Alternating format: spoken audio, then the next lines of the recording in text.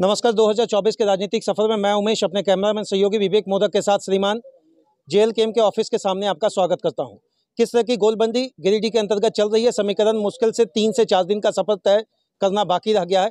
क्या कुछ आम आदमी सोच रहे हैं, ये तो बात की बात है, लेकिन उनके प्रभारी गिरिडीह के लोकसभा के प्रभारी कमलेश जी क्या कुछ सोच रहे हैं, क्या कुछ रणनीति सामने लाकर रखेंगे, चलिए उन्हीं की जुबानी जानने की कोशिश करेंगे। पहले तो जोहार रहेगा। जोहार आपके और आपके दर्शकों को भी बहुत बहुत जोहार। नाश्ता पानी किए सुबह से?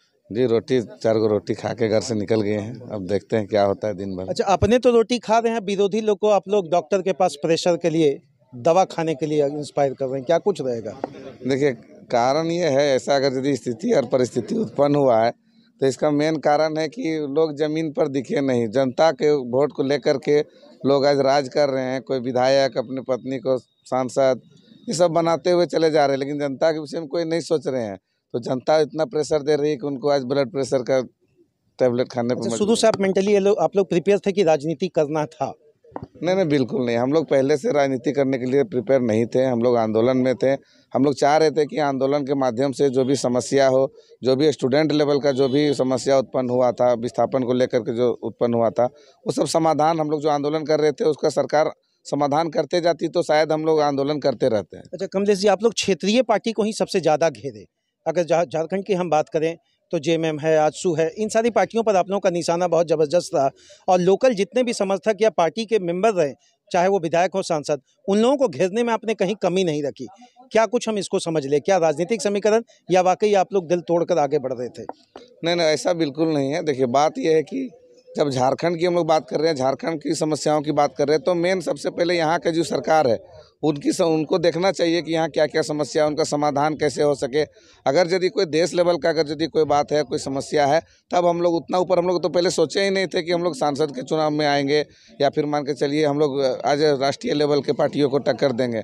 लेकिन जब हमारा जो समस्या, मूलभूत समस्या जो था, छात्र को लेकर के था, यहाँ नौकरियां बिक जा रही थी, यहाँ पर जो एग्ज़ाम हो रहे थे, एग्ज़ाम होने के बाद तुरंत रद्द हो जा रहे थे, तो कहीं ना कहीं लोग को ये लग रहा था कि स्थानीय मुद्दों को लेकर के हम लोग को आगे बढ़ना चाहिए। जो झारखंड लेवल की जो नौकरियां हैं, जो झारखंड लेवल में जो हमारा स्थानीय लोगों का जो हक और अधिकार है वो जो छीना जा रहा है, उसको लेकर के हम लोग लड़े। इसलिए स्थानीय और क्षेत्रीय पार्टियों को हम लोगों ने पहले शुरुआती दौर में ज़्यादा टारगेट किया।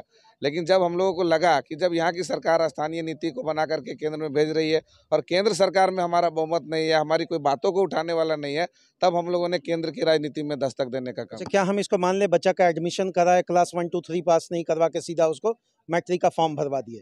दूसरी पार्टियां इसी तरह से आपको आड़े हाथ ले रही है और विपक्ष की नीतियों पर कि आप लोकसभा की राजनीति में पदार्पण तो किए, लेकिन कहीं ना कहीं आपका 8 सीट कमजोर स्थिति में आ गया, यह कहना है विपक्षी दल से। उनको क्या संदेश देने जा रहे हैं? नहीं, ये तो रिजल्ट बताएगा। हमेशा विपक्ष जो रहता है और अदर जो राजनीतिक दल रहते हैं, उनका तो साफ साफ विपक्षी दलों पर यही आरोप रहता है।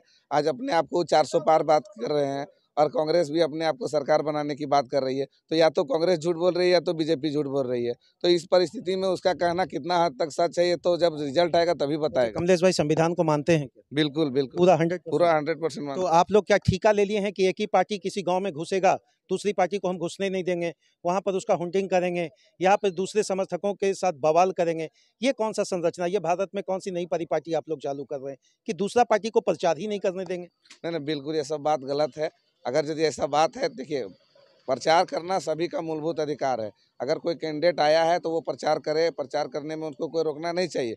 लेकिन आप देख लीजिए, एग्जाम्पल के तौर पर अभी यहाँ पर कैंडिडेट के रूप में मथुरा महतो, यहाँ पे उनके अलावे और भी डॉक्टर उषा सिंह है और बहुत सारे प्रत्याशी है जिनको प्रचार करने के लिए रोका नहीं जा रहा है और ना ही किसी को मना है। लेकिन जो यहाँ पर प्रतिनिधित्व 5 साल कर चुके हैं, जिन्होंने वादा करके यहाँ पर गए हुए हैं कि जनता के लिए हम लोग ये काम करेंगे, जनता के लिए हमेशा खड़ा रहेंगे, और कहीं ना कहीं 5 साल ये लोग अपना राजपाट लेकर के दिल्ली में बैठ करके सोए हुए रहे, जनता की समस्याओं से कोई रूबरू नहीं हुए, ना उनका समाधान करने कमलेश भाई, मेरा कहना है, देखिए आप ऊंचे पद पर हैं, आप पूरा गिरिडीह का आपके पास प्रभार है, वैसे समर्थकों को थोड़ा सा तो आपको समझाना चाहिए कि उनको भी प्रचार करने दीजिए।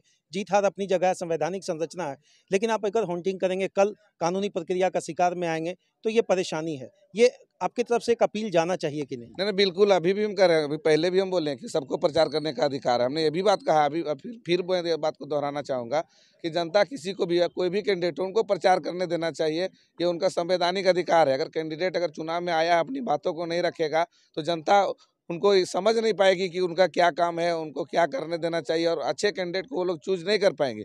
लेकिन मैं यही बात कहना चाह रहा हूँ कि जिनको मौका मिल चुका है, जिन लोगों ने वादा खिलाफी किया, जिन लोगों ने जनता के साथ वादा करके 5 साल वो वादा को निभाया नहीं, उनकी समस्याओं से रूबरू नहीं हुए, इसके कारण हो सकता है जनता उनसे नाराज। क्या कुछ मूल मंत्र है कमलेश जी, आप लोगों इतना जीत को लेकर आश्वस्त हैं, तो कोई ना कोई तो एक तो जन्म घुट्टी जरूर एक्स्ट्रा पिए होंगे आप लोग भी, क्योंकि जब हार जाता है कांग्रेस तो ईवीएम का बात लाता है, या विपक्ष जब बात आता है तो आड़े हाथों एनडीए को लेता है। तो आपकी जन्म घुट्टी भैया किस कंपनी की है जो इतना आश्वस्त है कि हम लोग 4 तारीख को चौक में झंडा फहरा देंगे?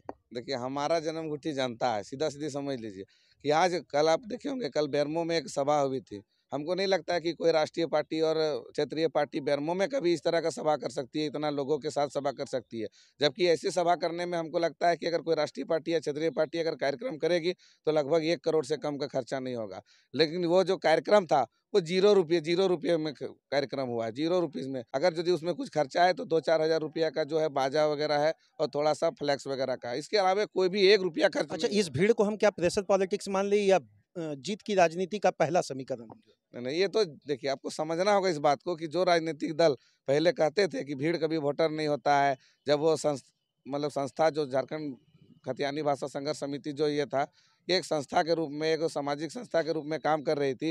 ये लोग कह रहे थे कि उसमें सभी पार्टी के लोग हैं, सभी पार्टी के लोग हैं, जब पार्टी बनेगी तो ये लोग गायब हो जाएंगे। लेकिन आज पार्टी भी बन गई है और चुनाव भी लड़ रहे हैं, और जनता वहीं के वहीं है। तो आज कहीं ना कहीं सबको ये लग रहा है कि वही भीड़ था और वही वोटर है जो आज जनता वोट दे रही है जयराम महतो को। अच्छा कमलेश भाई, एक अंतिम प्रश्न के साथ वाइंड अप करेंगे। आज जो वोटिंग चल रहा है चतरा में, कोडरमा में, क्या उसका असर 25 तारीख को कुछ दिखेगा क्या? जी बिल्कुल दिखेगा। आप देख लीजिए कि जिस तरह से आज चतरा का बात कर रहे हैं या फिर कोडरमा की बात कर रहे हैं, कहीं न कहीं वहाँ पर भी आज आग लगा हुआ है। आज अब जिस बात को बोल रहे हैं कि जनता के वादा खिलाफ़ी के तहत में जो कैंडिडेट को लोग अगर यदि बहिष्कार कर रहा है, तो हम लोगों ने कभी ये अपील नहीं किया है, और आज भी मैं जनता से अपील करूँगा कि कभी बहिष्कार नहीं करिए। लेकिन जो लोग जनता के खिलाफ वादा खिलाफ़ी करेंगे, उसके खिलाफ तो लोग उतरेंगे। आप ही सोच लीजिए कि आप ही को अगर कोई कमेंट करता है, कोई वादा करता है, उसके अनुरूप और अगर कुछ काम करते हैं, तो आप ज़ाहिर-सी बात है उस व्यक्ति के खिलाफ आप होंगे। कमलेश भाई ने कहा है, तूने दिल मेरा तोड़ा कहीं का ना छोड़ा सनम बेवफा। कुछ तो मजबूरियां रही होगी, कोई यूं ही बेवफा नहीं होता श्रीमान। अगर आपके घर से बच्चे टूट कर दूसरे घर जा रहे हैं, या दूसरे घर के बच्चे टूट कर आपके घर आ रहे हैं, तो कहीं ना कहीं ये राजनीतिक समीकरण है। इसको दूसरा किसी गोलबंदी से ना देखे। श्रीमान, आप आम आदमी हैं। कल भी 25 रुपया किलो आलू मिला है, माँ कसम आगे भी 25 से मिलेगा। चाहे जेबी केसेस आ जाए, चाहे कांग्रेस आ जाए, चाहे भाजपा आ जाए। एक अंतिम प्रश्न के साथ वाइंड अप करेंगे। मालूम आया कहीं से? जी, माल तो बहुत सारा आया है। आप देख रहे होंगे जहाँ भी कार्यक्रम होता है, जनता दिल खोल करके जयराम महतो के ऊपर माल न्यौछावर कर रही है। जीत पक्का। बिल्कुल।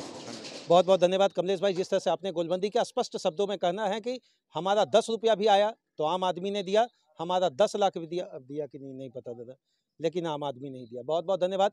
जो कुछ होगा 25 मई के आगाज को लेकर 4 जून के लिए आप तैयार रहें। जय हिंद श्रीमान।